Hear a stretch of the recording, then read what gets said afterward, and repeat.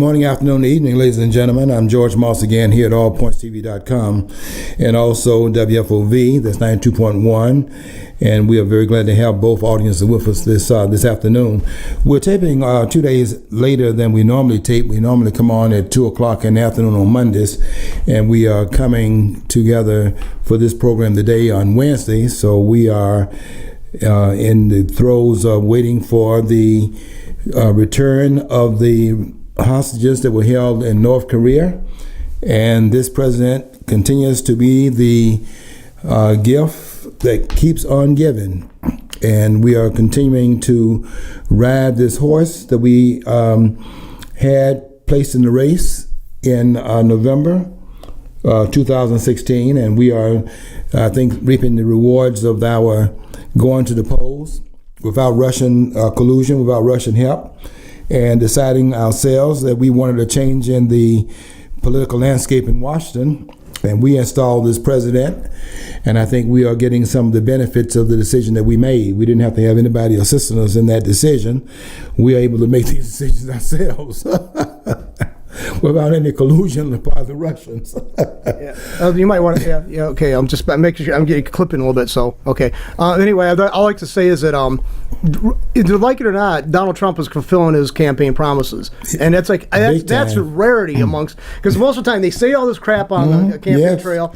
Obama did it with the healthcare thing. Unfortunately, the Affordable Health Care Act, the alleged, so he got that met. He did do that, but it's not a good thing. It's really hasn't all that beneficial. But Trump is, I think he really genuinely loves. I had a conversation with Dave Huffman earlier today, and he brought that up. He called me and said, "Look what this guy's doing. He's keeping all his promises. I mean, and he's hated for that." Who said that? Dave Huffman. By the way, he sent his greetings and Dave Huffman out in Flushing, one of the real lights out there, and one of my dear friends used to be one of my dear friends on Facebook. I'm not on Facebook anymore.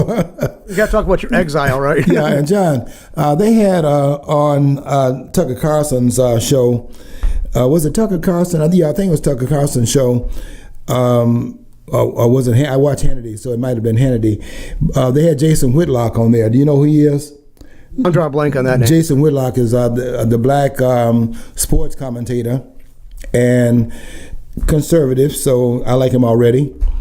And he was on there. I said, wow, this guy is making the points that I made on Facebook that got me thrown off Facebook, because I wrote that 3-part series, after which Facebook had to get me off there because they could not tolerate me saying the things I was saying. I was making a point that Whitlock was making yesterday, and that point was that liberalism has been the death knell so far and explain the downturn that we've seen in the black community over the last 50 to 60 years, that the blacks adopting a liberal posture has been something that's led to what we're seeing right now in the chaos in these inner cities. And when I made that point on Facebook in October of last year, they first of all told me that my post had been hijacked, and when I convinced them that it had not been hijacked, I wrote those articles. And when they could no longer keep me off the post by making that claim, they just simply took me off of Facebook altogether, and I've not been on there since October of 2017. I don't anticipate going back, because I now have seen where Facebook is censoring all conservative voices. The most notable being that of Diamond and Silk, which you've seen on YouTube and also on some of the national programs, Fox, Friends, and that program comes on 3 hours, 5 days a week, and some of the other programming they have it on Fox, and they just want to have a singular view expressed on a network that they own, and what can you do about it if they're not going to, there's no appeal that you can make. And they made it very clear that what they decide is final, and I don't know of any oversight that can make it different. It is a privately owned, public company. So what they do there, they seem to have been able to get away with it. I was noticing that Diamond and Silk took their case before the House committee, and rather than interrogating them about how they've been silenced on Facebook, the members that I saw asking Diamond and Silk questions, they were asking them questions trying to jam them up about how they are using Facebook to make money, as if making money is now a sin. It seems like they don't want the independents. These are some independent women that have found a way to monetize their brand, and they were up there criticizing them for using the capitalist system to make money. I don't know what the sin is there, because aren't we supposed to be using the capitalist system? Well, here's another thing is too, people who are on the left, they hate you making money, but when you got a business rolling, they want to make sure they advocate for you paying your employees $30 an hour plus healthcare benefits. Where does that come from unless you're making money? I mean, you cannot. They're like little kids. They cannot see the forest for the trees. By the way, I'd like to tell people too about a alternate site to Facebook. It's just starting out called MeWe, MEWE, and you might want to look into it yourself. MeWe, and it's going to be. They want to be competitors with Facebook, and so far they said they're not. They on their manifesto they say they don't want to, have like this, the censorship going on that's currently going on at Facebook and stuff too. You hold it for what it's worth. It's written on, it could change drastically day to day, but MeWe, so you might want to look into that as well. Yeah, I haven't heard of it, John, but I'd be very interested in finding out what they're doing over there. We do need to have some alternative media. The liberal media is going to continue doing what they're doing until they have a competitive and they have a competitive advantage right now, until they have some competitors out there that can pull some of the streams that they have on their network to another network. If you don't have that, then they don't have any incentive to change. But I thought this was more of a localized issue in terms of the censorship that they're practicing over at Facebook. But I'm finding out by looking at it from all angles that they are censoring conservative voices. They don't want those voices on there, and it's the same kind of intolerance that you find in these college campuses right now. Conservatives can, if they speak on these college campuses, you can expect to have demonstrations and riots and shutting down their ability to talk on these college campuses. And you would think that on a college campus of all places, you want to have as many voices out there to put information out before the students, and then the students can decide how they feel about the issues that are being discussed. But that's not what they're doing. They do not want to have conservatives in the arenas where thought is being exported from the speakers to the consumer, the students, or to the consumers. They want one voice, and I think that's because they don't think they can answer the issues that are being raised here. And that's one reason that I really am kind of excited about what's happening right now with Kanye West and Candance Owens. I think they've done a tremendous service to the country, and in specific terms, they've done a very good service, a very important service to the black community. Because there's not one. I don't think that there's a community in the country that is as demanding of a single voice than the black community. It's almost that you are read out of the race. If you have a point of view that is not mainstream as far as how blacks take that point of view, then you are almost read out of the race. I was always puzzled. I didn't mean to interrupt you, but that's all right. I was puzzled by, you have so many of the black church leaders are basically in cahoots with the Democratic Party. If you look at all the main issues that the Democratic Party and the progressives are pushing for, should be totally an opposition and poles apart from what a Christian pastor should be advocating. I don't know how that's an easy piece. Yet it's like they seem like the white progressives are like, when you bring that up, are like, well, yeah, that's the thing they do, but they don't really believe that. And we'll use their church as a bastion for launching this stuff. But I mean, it should be more of an outcry on people who are actually, if they're Christian, you cannot advocate for the same thing the progressive white upper middle class, upper elite class can advocate for, because decadence takes a lot of excess funds. And let's face it, the black community largely doesn't have those funds. Yeah, the point that Kanye West is raising, we're all individuals, and that's what being an individual is about. Persons having their own point of view, and rather than trying to shut that point of view down where it cannot be expressed, what is the counter to the point of view? And by having counterpoint, which I would expect to have that endorsed and encouraged in a country that claims that you must have an informed citizen if you're going to have a government that is merit, a government based upon merit. How can you have that if you don't have the right to people's voices being heard, so you can ferret out where you are with those different points of view? That's how we have a better society. You have to have an informed society. See, the progressives like the word with the I, so it's not instruction or information. They want indoctrination, but both start with an I, so they're close enough for them. Yeah, that's a lot of that's going on, John, and it's very dangerous. Rather than pushing Kanye West and Candance Owens to the side, they should be embraced, because they have brought out and brought to the forum a conversation that we should have had a long time ago. This conversation, in a lot of ways, is about 50 to 60 years too late. I mean, I don't mean it's too late in terms of the course we're going down right now cannot be reversed. I'm saying that we could have saved ourselves a lot of headaches and a lot of hardships if we'd had this conversation back in the 60s. When we were beginning to turn, the black community for sure was turning from a bastion of conservatism to one in which the liberal voice right now is the only voices out there. And if you have any counter voice to that, you're going to be ostracized.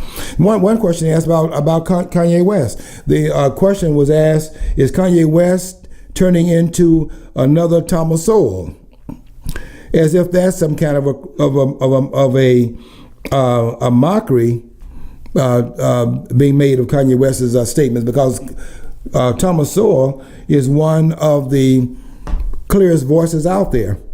The man is the author of about 41 books. So basically they're saying, this is a scholar we're talking about. Kanye West is becoming informed. We can't have that. He's not reading from our script. We can't have that. And it's like, and I don't see how they can look at what's going on in the communities that are largely black and see that's a positive thing. It's a positive. How can they see that as a positive? How can they see that, what's going on for the past 50, 60 years and saying, this is what we want? I mean, if I was a black person, I'd say, I don't think these guys are our friends. I mean, I don't. I would say that. My eyes are like, well, they want chaos. They want high murder rates. They want high employment, high illegitimacy rates, and careless parent or free range parenting. That's not a good. None of those are good things. Right. But John, and you're making an excellent point. There are people that benefit from this chaos that we have, because it gives them a reason for existing to deal with the chaos. Now, they're not interested in ending the chaos.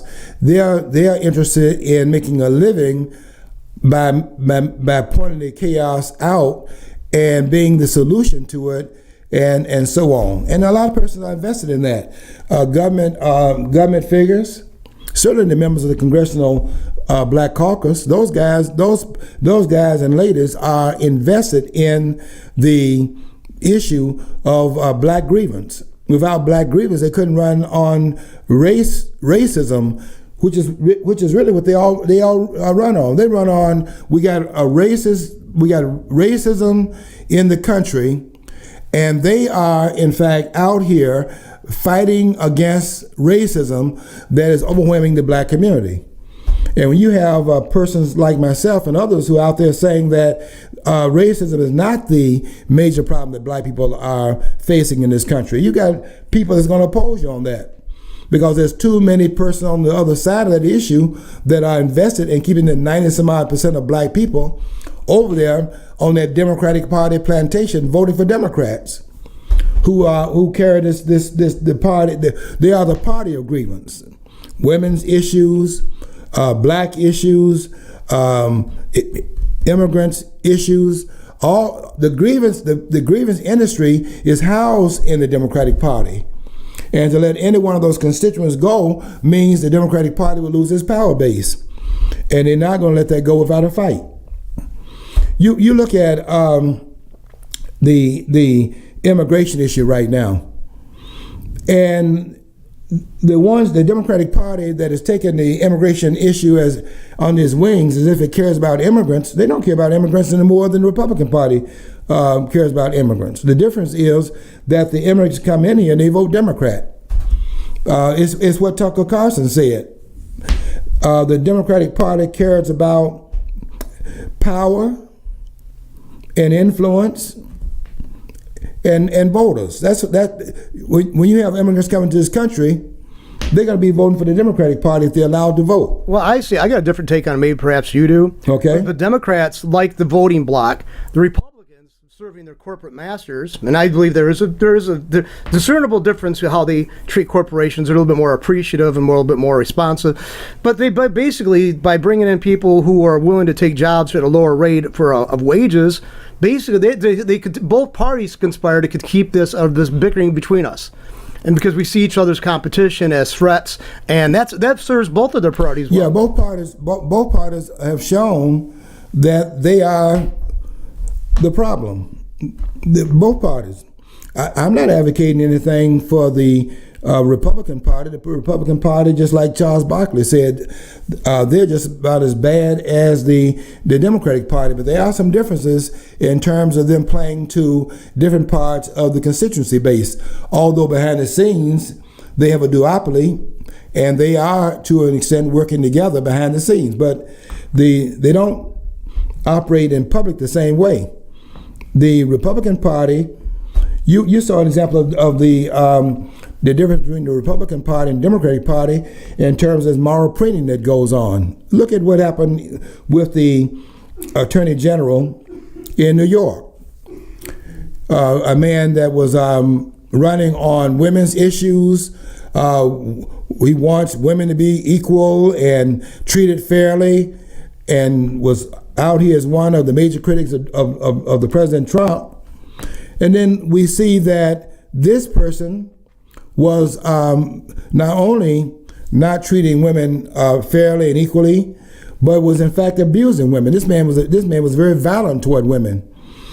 Had one of the reports that he had a girlfriend from Sri Lanka, and insisted, she was brown, so insisted that she call him master, and had become very violent in their relationship and had to resign. But look at the moral printing he was doing.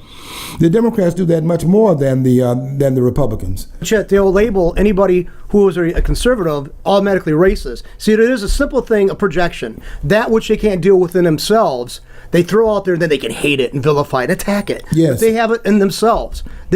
All the elements of viciousness, and even the sheer fact that they think they're spokesmen for minorities, shows a contempt for minorities by not allowing the minorities to speak for themselves.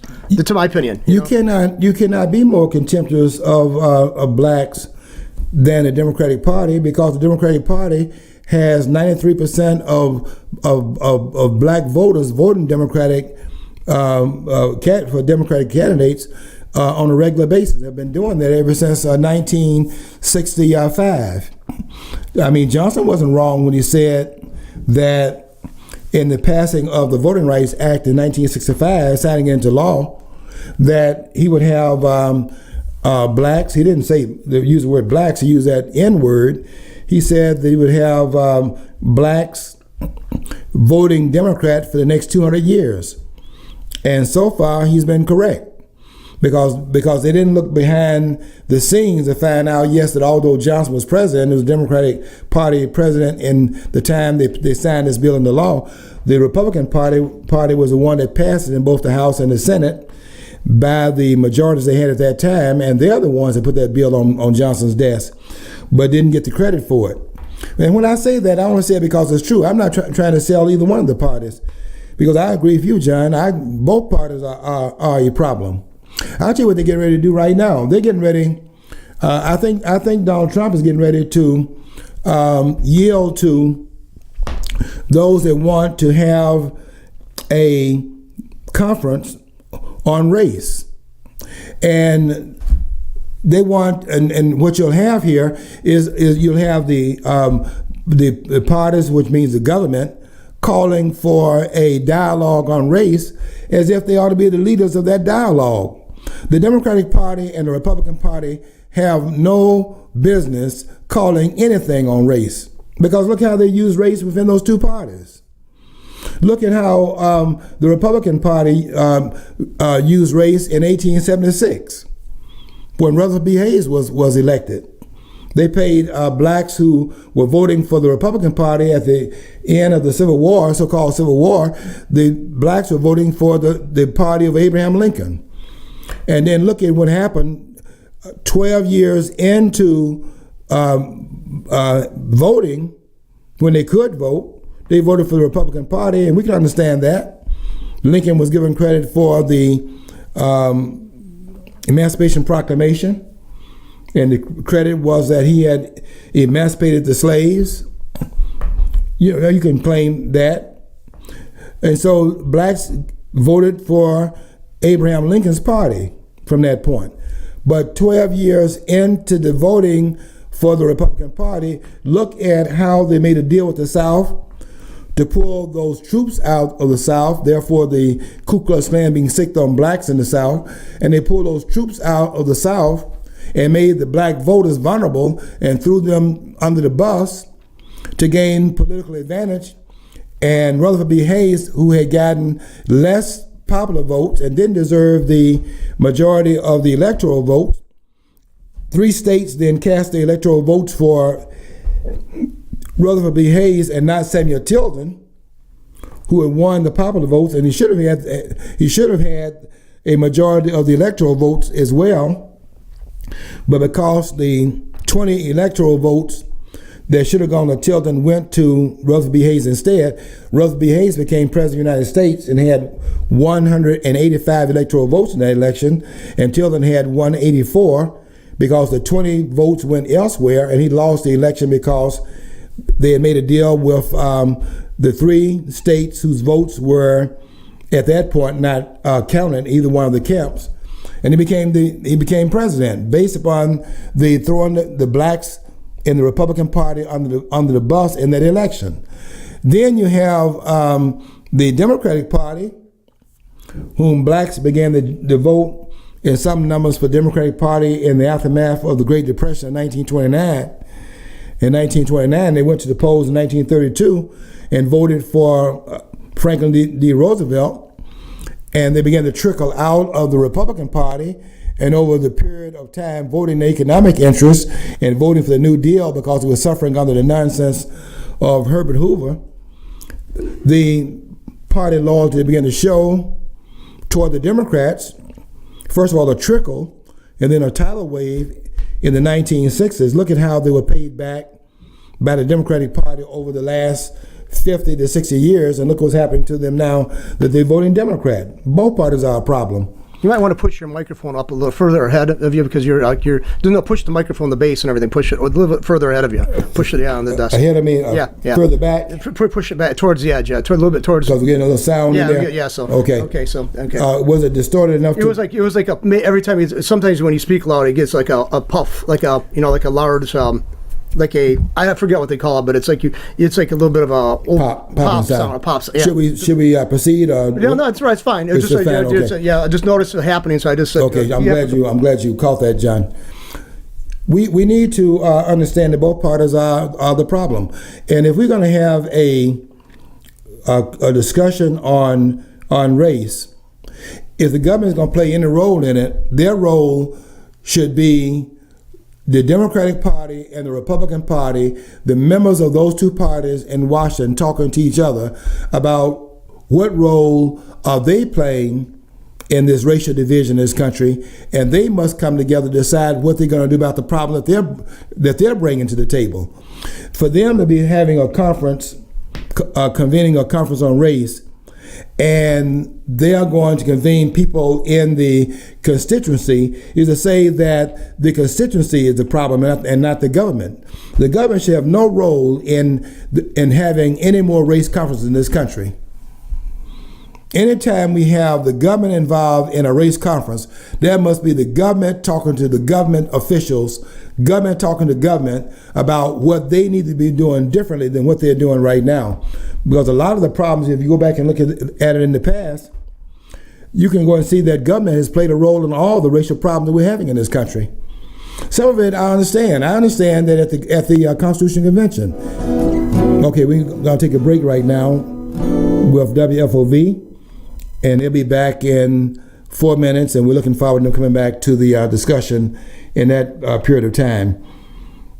With the listeners at allpointtv.com, we're going to continue what we're doing here, and we will welcome them back when WFOV comes back to the discussion. We need to get government out of the way, because a lot of the problems we're having in the country comes out of what these politicians are doing. And I think we need to just understand, what government is. Government is not a fixer of problems. Government is a body that creates problems. And then it comes in just like these race hustlers come in, and they come in to solve the problems that they were primarily involved in creating. A lot of the problems this country is having right now is caused by government. And if we understood the functions of government, which is basically three functions, the national function of government protecting the country, and Donald Trump is doing a great job of that, getting no credit for it. The deal that we see happening in North Korea, Pompeo is coming back with 3 hostages from North Korea, and they're going to arrive in the country at 2 o'clock in the morning. I'm glad to see Donald Trump saying that he's going to be there when they arrive. Let's see how the press covers that, because that was done by a president that is standing up to these tyrants around the world, standing up to them and showing our strength. And out of this comes some things that were not going on with this appeasement that was going on under Obama. But he's not getting the credit for it, because we got a narrative here. The Republicans are bad and the Democrats are good. And I don't have that narrative that either party is good. Both parties are problematical because they're made up of politicians, and politicians are parasites. As non-producers. This idea that government is going to do this and government is going to do the other thing, government doesn't have any resources. And in the place of putting government there doing things, put taxpayers there. It's not government doing anything. Government doesn't give out any, does not make available any resources. Taxpayers make that possible. Because government must first of all seize that which it passes out. And because it doesn't produce anything, and it doesn't have any wealth of its own making. It must take it first before it can distribute to others. And so both parties do that. And they have different constituencies they play to. Well, if we're going to have a discourse, it's got to be the discourse of the American people coming together and deciding they must have a dialogue. And what I'd like to see happen, quite frankly, in terms of any racial dialogue, I would like to see all the old heads, all the ones out there as civil rights leaders, Al Sharpton, Jesse Jackson. I can name some of the others out there, Cornel West, these voices out here, Michael Eric Dyson, and some of the others. I like to see them on the sideline. We've tried their voices, and we have these inner city problems to show for it. We need to have new voices out there, and that's what's so exciting about Kanye West and Candance Owens. It's very exciting to see them out there because they're bringing something new to the table. Want to welcome back WFOV. Glad you came back to the discussion. We need to have new voices, and that's what's so exciting about what's going on right now with Kanye West and Candance Owens. Candance Owens is out there, and she's saying she's very excited about the times because her voice almost single-handedly, really 7 words have almost single-handedly caused this new discussion to take place. Kanye West saying, I like the way Candance Owens thinks. And it brought a lot of people to find out who is Candance Owens. We all knew who Kanye West was, but who is Candance Owens? And everyone began to, not everyone, but people began to turn to YouTube to find out what was she saying. And it's created a whole different dialogue in the black community. This is a very positive thing that's going on. For the as the civil rights era unfolded in the aftermath, the opening and allow the destruction of the laws that were in place to keep blacks back, they had to realize at some point people were going to take opportunities, and those opportunities presented themselves and gain an economic status. So basically, I guess you could say this might be fuel for the Marxists, but basically now people are concerned about their economic interests, and they should, because it's a large portion. It's better than just strictly identity politics. It really is. Yes, it's much better. I say it's much better because it's more addressable. Yes. It's more addressable. So, I think this is, how did they think that if the country did what they thought their efforts were so good, gallant, or they should sit back and say, our efforts were gallant, there's producing fruit. But now they're like horrified that people are moving away from being the inner city, and they're actually developing themselves economically. They're horrified by that. Yet they fought for it. Yeah. They're horrified by it because if 5% of blacks will change their political environment in the Democratic Party, that will hurt the Democratic Party on the national level if just 5% of blacks change their voting pattern and vote differently. And I'm not saying vote Republican. I'm simply saying that the vote being fixated in one party over the other party that has no appeal, can make no appeal to get that vote, then that's a problem for the black community. The black community is not served by having his vote piloted in either one of the two parties, whether it's Democratic Party or the Republican Party. Neither one of those placing your vote in the Democratic Party or the Republican Party is work for blacks. Black people need to position their vote just like anyone else, and have people come to compete for the vote. There's not one party that can serve the interests of black people in perpetuity. We made that mistake with the Republican Party. And when they threw blacks to the under the bus in 1976 in the Hayes versus Tilton election, blacks should have left the Republican Party at that point.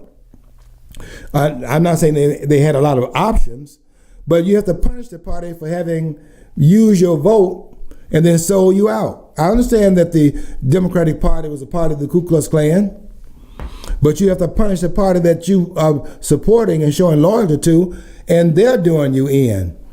You have to make them pay for that. And really, the only reason the Klan was out there rioting against blacks is because blacks weren't voting for Democrats. The Democratic Party set the Klan up because they knew if they did not keep those blacks from the poll, those blacks are going to go to the poll and vote for Republicans. You think that the Democratic Party would have been lynching blacks back in that time period, the Klan, if the Klan was a part of the Democratic Party base? Why do you think they were doing that? Why do you think they were trying to keep the people in the South from going to the polls? They knew those blacks would go to the polls and they would vote against the Democratic Party. That's what this whole game was about, to keep blacks from the poll. And if the blacks were able to vote, they were going to vote for the party of Lincoln. And that did not serve the Southerners who controlled the power base as Democrats that had fought against the Republicans during the so-called Civil War. That's what this fight was about. It was about politics. And nobody understood that better than Dr. Martin Luther King, because King was talking about that in 1957. King was saying, give us the ballot. And he said, give us the ballot and we will no longer need the federal government, because King knew that if blacks would go to the polls and vote for their elected officials, they're not going to be using the Klan, because they wouldn't get black people's vote. By silencing the black vote, they sick the Klan on blacks. Blacks should have come out of the Republican Party in 1977 and let them know that there's a price to be paid for that. And I don't know how far up the road blacks would have been if that had occurred. But both parties have got to be looked at for what they are. They're all power centered. The thing is, because the way our system's set up, though, I mean, a defense of the system, perhaps, or actually pointing out it could be a flaw, it could be a weakness, it could be considered a good thing. It should be based upon the interests of the individuals and individual votes instead of the bloc and stuff. But some people just don't see that the fact that they might not have left the party, but their party has left them, Republican or Democrat. And that's the reason my parents always taught me, all politicians are in it for their own self. So basically, see if it's you're really realizing that. See how much you dovetail. What your interest dovetails with theirs. If there's too much where they don't dovetail, leave that party. Vote for an independent who sticks up for what your values are and what your interests are. And that's really a hard dilemma. It's a dilemma. Yeah, it's a dilemma. Neither party is representative of the interests of the American people. They have their own interests. Politicians don't become angels when they get elected to office. I hear these politicians talking about when they get in there, they're going to serve all the people, and all of the ones that don't vote for them, whether they're independent or they are in the other party, they will be represented by these persons when they get elected. And they're not even doing that now, and they're not going to do it. Politicians represent their own political interests, and their political interest pretty much stops at one thing and one thing only: convincing voters to vote for them and not their opponent, and continuing to do that one election after the other. These career politicians want to be elected again. That's why they run. They're not running because to serve any of the interests of the American people, and they do not represent those interests. They represent their own interests, just like anyone else would do. The political process is a process of maintaining the status quo, not changing in the interests of the voters. And until we understand that, we won't make use of the political process. We need to understand that turning persons out with regularity is in our interest to do so. It is not in the interest of the politician to do so. They want to serve in perpetuity because they don't want to go to a 9-to-5 job where they have to produce something. They can sit in these offices, put there by the voters, and suck the lifeline out of the country by their political machinations that don't serve the interests of the country. That's one reason why they're against Donald Trump. Donald Trump is showing a lot of what could have happened if politicians were there to make America first. The problems that Donald Trump is resolving right now, the tax reduction, for example, giving people their money back. Government doesn't have the right to our money. They didn't make the money, and they don't have the right to it. Taxation is government theft. If you look at Donald Trump, and he's a flawed individual, is what he is. And I mean, I'm not going to sit there and enumerate but if you actually look at it, if politicians are motivated out of self-interest because they want to perpetuate their fat in their checking accounts, their bank accounts, if you just look at the simple fact that his value, net worth, is to drop considerably since being the president, in the course of being the president, he's going to make decisions that alienates more people, and they're probably, when he does go back to civilian life, he's not going to have the flush, his business is not going to be flush. He's probably going to take a serious hit. He's actually sacrificed his economic bottom line to perpetuate stuff that could continue stuff for the people that he thinks that he's representing. If you want to show anything that's kind of selfless, it's him.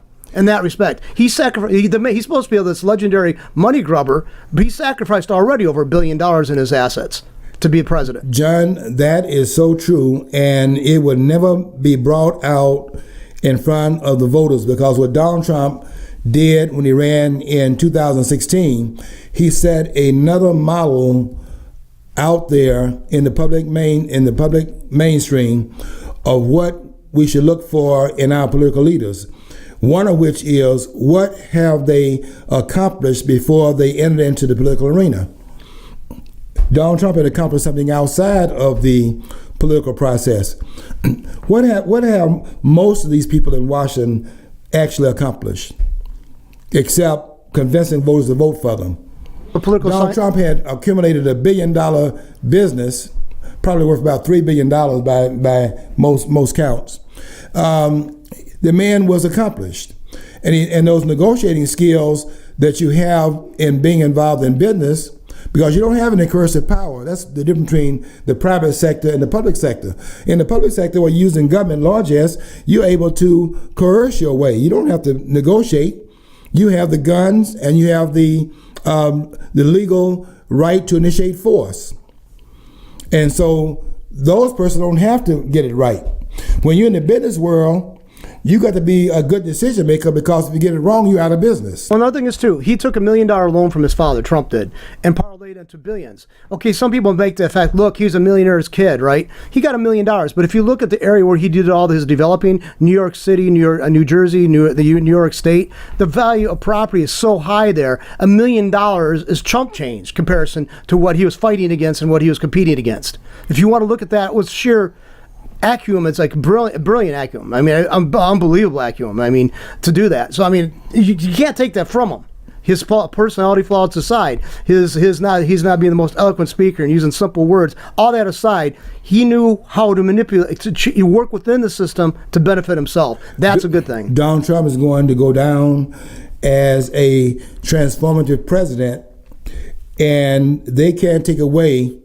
No matter how much they try to cover it up, they cannot take away. This president is very accomplished, probably the most accomplished president that we've had during the first year in office. I don't think we've ever seen anything like this before, where a president's been able to do all the things he's been able to do, and do this in the face of all these distractions.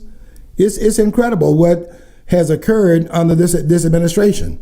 And I think one thing that that they're trying, like John Kerry out there right now and Barack Obama, I think one thing they're afraid of is that if Donald Trump is successful in his international dealings, if he, for example, can pull off an accord with North Korea and they work out a term to denuclearize the Korean Peninsula, if he does that, and also, if you can bring these mullahs in Iran and get them to forego their nuclear ambitions, and it can be done, by the way, by just recognizing what their interest is and why they want nuclear weapons. Understand the reason why they want that. For example, North Korea wants it because it wants a guarantee that it will not be overthrown as a power center, because they don't have the authority to rule the people.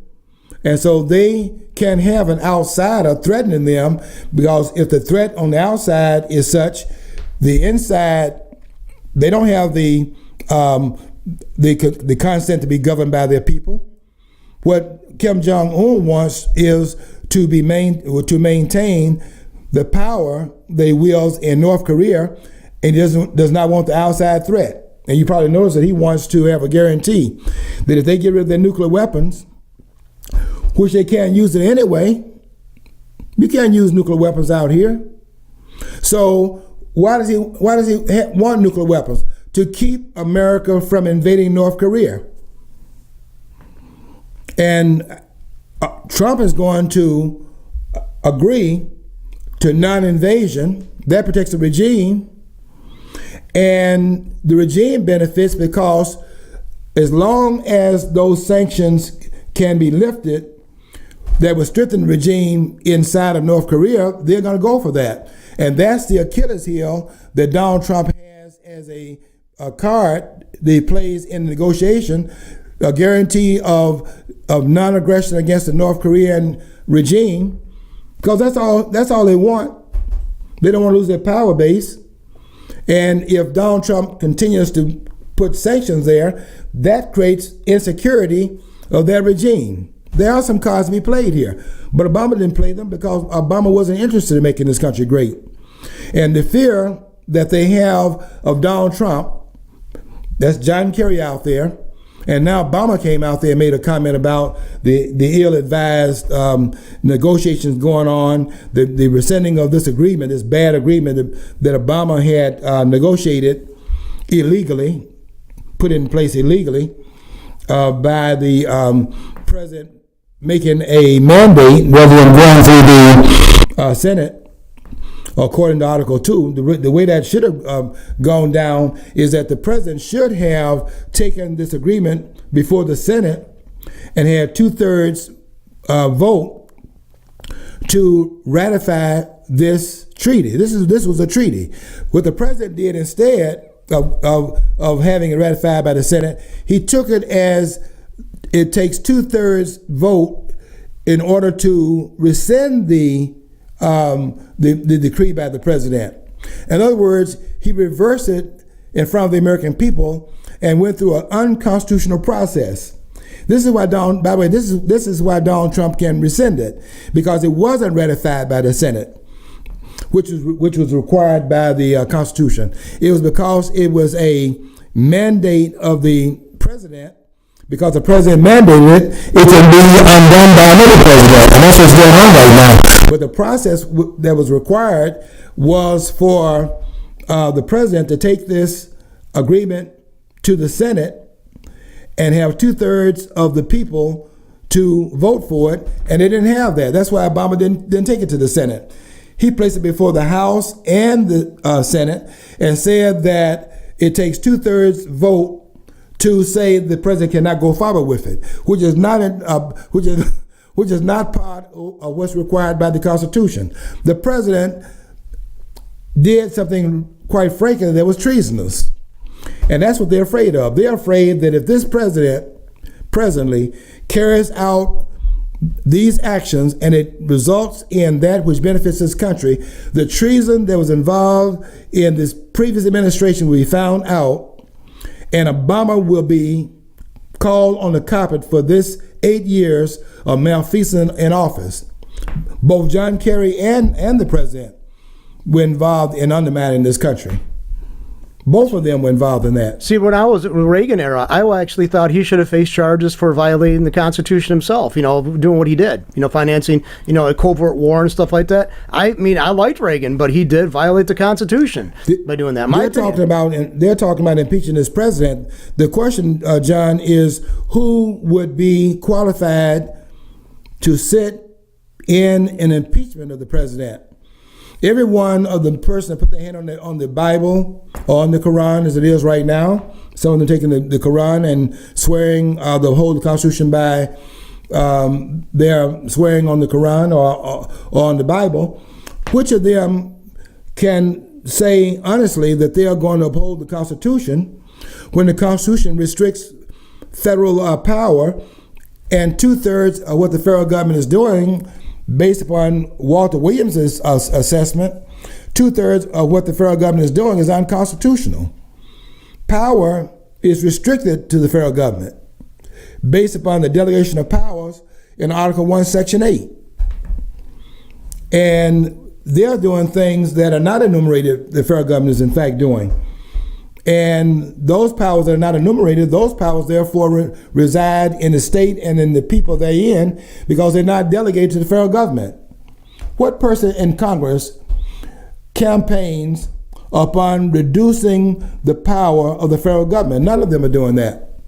Therefore, all of them are in violation of the Constitution. It's as simple as that. And they put their hand in the Bible and swear to uphold it, on the Quran to swear to uphold the Constitution, all of them are in violation of the Constitution.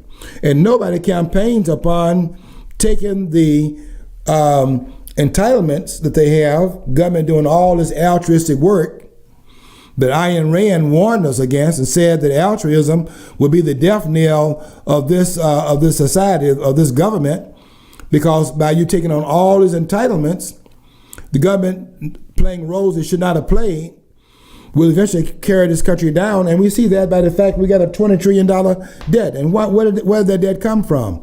Government trying to be all things to all people. This was never intended by the framers. The framers intended limited government of the people, not government of the politicians. And you don't have government of the people anywhere in this country right now. But see, people like during the Great Depression and all those things that they enacted under FDR, people got so used to that they become so ingrained it just smoothed over the edges and said, well, the Constitution took a way back seat to what they're doing. People over there, because they had a need, they felt this was being answered, they didn't question it. And then they found they got this, then they confiscated gold and all that stuff. That should have been a warning cry right there. Right, the red flag, the proverbial red flag. When you confiscate gold from citizens to back up this currency and stuff like that by the government, they should have. I mean, a few of my family, I was told this, they fought against it. They were angered by FDR's actions. But the bulk of the people they want to be good patriots. So to question the government in that era, to question the government's role, it was considered anathema. You just didn't do that as a good citizen. You didn't question their motivation or their actions. I am glad to see people today more and more questioning their government, mainly because government is outside of the boundaries of what they're allowed to do based upon the constitutional mandates. The framers had understood that the government tends to go out of control, and the Constitution was written because it recognized that as a tendency of government. And the Constitution was written in order to restrain it so that government cannot do what government has always done throughout history. It was intended to, in fact, limit government, to delegate the authority of government so that these are the particulars that government can do. These particulars cannot do none other because it's not enumerated. It's not delegated. It's not, in fact, listed. They itemize in Article 1, Section 8, the 18 clauses that are found therein, what the federal government could in fact do. And when you ask the question, who is delegating this authority to the federal government?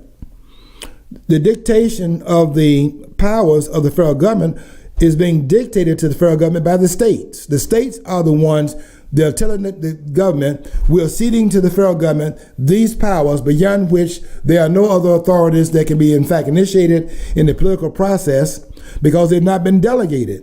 You think they stayed underneath the Constitution? This is the Constitution in exile that Napolitano is talking about. They have this document has been shredded. So when they're talking about impeaching Donald Trump, why do they want to impeach Donald Trump? Because Donald Trump is showing the American people how far askance and how much in abeyance the federal government has gone outside its mandate and doing things that it has no constitutional authority to do. That is being found out by the American people.